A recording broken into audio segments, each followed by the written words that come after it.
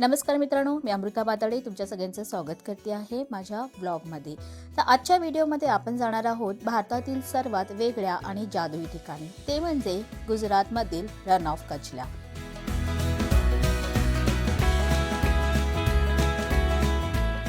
तर इथे येण्यासाठी आमचा प्रवास चालू झाला तो मुंबईहून ट्रेनने आम्ही आलो ते भुजला। भुज हे सगळ्यात जवळचं रेल्वे स्टेशन तसंच एअरपोर्ट आहे, जिथून तुम्ही रण ऑफ कच्छला जाऊ शकता। तर इथे आमची बस आलेली आणि या बसमध्ये बसून आमचा पुढचा 2 तासाचा प्रवास चालू झाला तो रण ऑफ कच्छच्या दिशेने।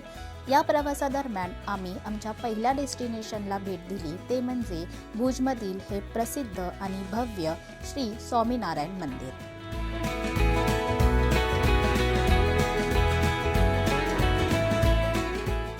अतिशय भव्य आणि संगमरवरी दगडाने बांधलेलं हे मंदिर श्री नरनारायण देवाला समर्पित आहे। या मंदिराच्या आवारामध्ये आपल्याला ब्रेकफास्ट तसेच फ्रेश होण्यासाठी सोय आहे। आता आमची ट्रेन आली भुजला। भुजवरून आता आम्ही आलो आहोत ते ब्रेकफास्ट करायला। तर इथे सुंदर असं छानसं मंदिर आहे। सकाळचे वाजले 7:30 आणि आता इथून ब्रेकफास्ट करून आम्ही पुढे हॉटेलला जाणार आहोत। तर हॉटेलचा पुढचा प्रवास 2 तासाचा असणार आहे। त्यानंतर तिथे चेक इन करून आम्ही साईट सीन बघायला जाणार आहोत। So welcome to Gujarat, welcome to Bhuj Rann Utsav. चला आज माझ्या व्हिडिओमध्ये आपण एन्जॉय करूयात। इथे आहे फाफडा, जिलेबी, गुजरातचा स्पेशल नाश्ता, पोहा, आणि हे तर साऊथ इंडियन एवढं काही खास नव्हतं, पण हे खूप सुंदर होतं। सो कसं वाटलंय ब्रेकफास्ट करून गुजराती? तर सकाळची सुरुवात आमची खूप चांगली झालेली आहे जिलेबी पापडाने। आता पुढचा प्रवास कसा आहे ते आपण पाहूयात। मुंबई ते रण ऑफ कच्छ सुमारे 900 किलोमीटर आहे। जर तुम्हाला रोड ट्रिप आवडत असेल तर तुम्ही 15 ते 16 तासांचा प्रवास करून स्वतःच्या गाडीने इथे येऊ शकता, किंवा मुंबईहून भुजसाठी बऱ्याच ट्रेनसुद्धा उपलब्ध आहेत। तर साधारणतः 15 ते 17 तासांचा प्रवास करून तुम्ही ट्रेनने येऊ शकता। भुज स्टेशनवरून पुढे जाण्यासाठी टॅक्सीने प्रवास करता येईल। तसेच भुजला एअरपोर्टसुद्धा आहे, तुम्ही मुंबईहून फ्लाईटने इथे येऊ शकता। सो आता वाजलेत 11 आणि आता आम्ही आलो आहे आमच्या स्टेकडे।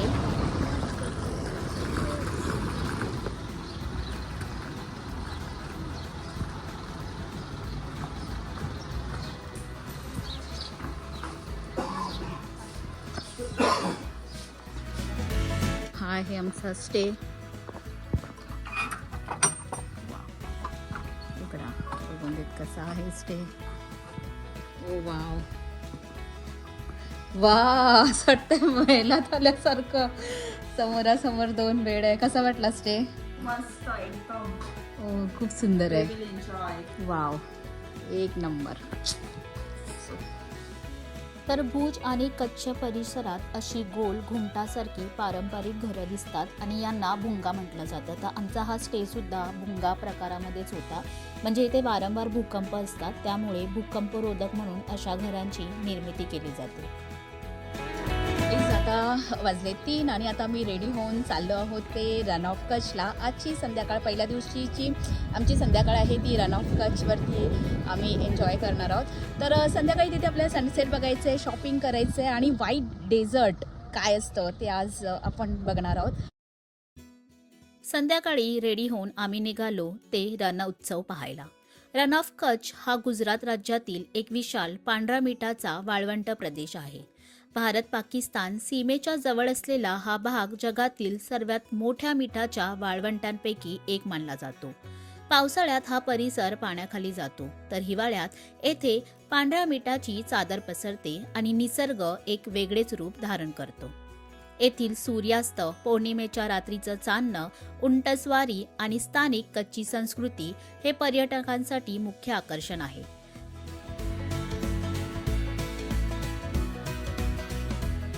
तो आता आमची उंट सफारी आहे। तर ही उंटावरून पण जाऊ शकतो किंवा ही गाडी आहे, तर आम्ही सगळ्या गाडीमध्ये बसणार आहोत। आणि मी काय बोलतो, उंटावर कोण बसणार आहे? 2 जण बसू शकतो। ही एक बसणार आहे। तिसरी गाडी, 2 गाड्या केलेल्या आहेत आणि आता आम्ही चाललो आहोत ते ॲक्च्युअल डेझर्ट बघायला. तर आता ही तिसरी गाडी आता आम्ही चेंज केलेली आहे. पहिली आमची बस, नंतर दुसरी एक बस आणि आता ही तिसरी उंटाची गाडी. उंटावर बसायचं असेल तरी तुम्ही बसू शकता किंवा ही गाडी आहे, या गाडीने जाऊ शकता.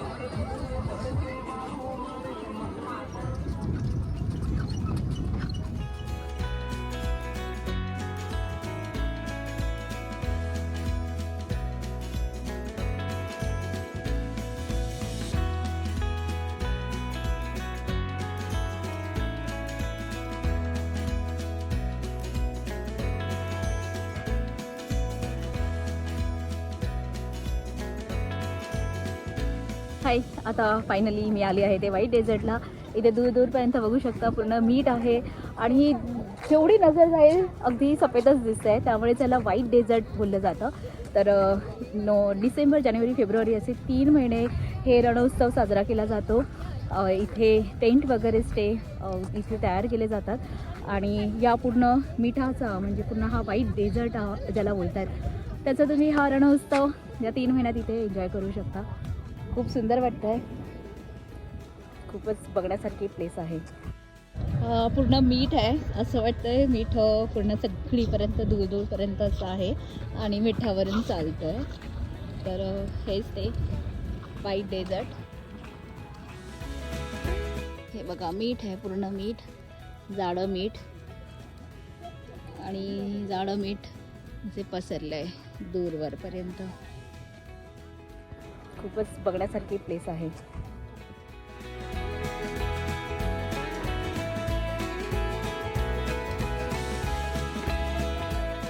डिसेंबर, जानेवारी, फेब्रुवारी या 3 महिन्यामध्ये इथे टेंट लावले जातात. नाहीतर हे म्हणजे पूर्ण वाळवंट असतं, इथे फार गरमी वगैरे असते आणि या दिवसात खरंच थंडी असते. आणि हा पूर्ण मिठाचा दूरपर्यंत पसरलेला हा वावर तुम्ही बघू शकता, एवढं सुंदर आहे. आणि व्हाईट डेझर्ट खरंच याला बोलतात. ते इथे येऊन कळतंय का बोलतात ते. गुजरातमधलं हे पांढरं वाळवंट म्हणजे निसर्गाचा एक अद्भुत चमत्कार. हिवाळ्यात येथे हजारो किलोमीटरपर्यंत पसरलेली ही पांढरी मिठाची चादर. सूर्यास्ताच्या वेळी तर हा परिसर सोनसळी रंगात न्हाऊन निघतो. येथे तुम्ही उंट सवारीचा आनंद घेऊ शकता, तसेच स्थानिक कच्ची पदार्थ सुद्धा चाखू शकता आणि पारंपरिक हस्तकला पाहू शकता.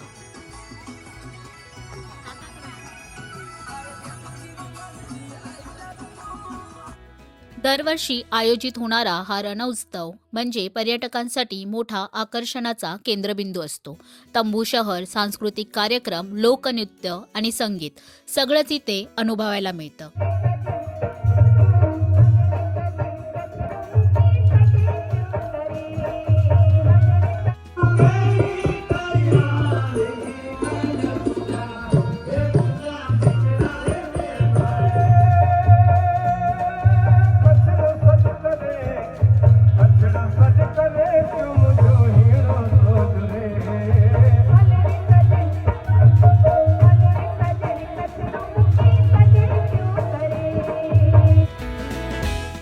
जर तुम्हाला निसर्ग, संस्कृती आणि साहस यांचा अनुभव घ्यायचा असेल तर रन ऑफ कच्छला नक्की या.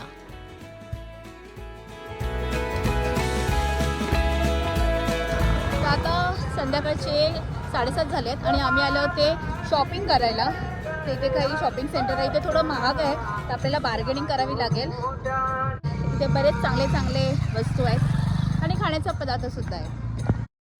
तर हे मार्केट आहे जे आयोजित करण्यात आले आहे रणोत्सवमध्ये. तर इथे तुम्ही शॉपिंग करू शकता. इथे बरेच कच्ची वस्तू आहेत, हस्तकला वस्तू आहेत आणि इथे कपडे सुद्धा आहेत. थोडं मार्केट महाग आहे, तुम्हाला थोडी बार्गेनिंग करावी लागेल, पण इथे तुम्ही बऱ्याच कच्छमधल्या वस्तू विकत घेऊ शकता. तसेच इथे खाण्याचे पदार्थ सुद्धा आहेत, तर इथे तुम्ही कच्ची फूड ट्राय करू शकता.